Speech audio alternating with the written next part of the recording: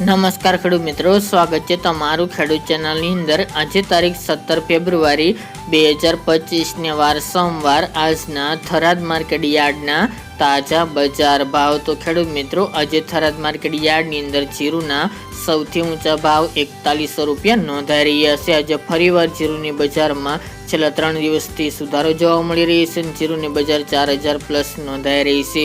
તો ચાલો ખેડૂત મિત્રો, આપણે જાણી લઈએ કે રાયડો, જીરુ અને અજમાના ભાવ આજે શું ચાલી રહ્યા હતા।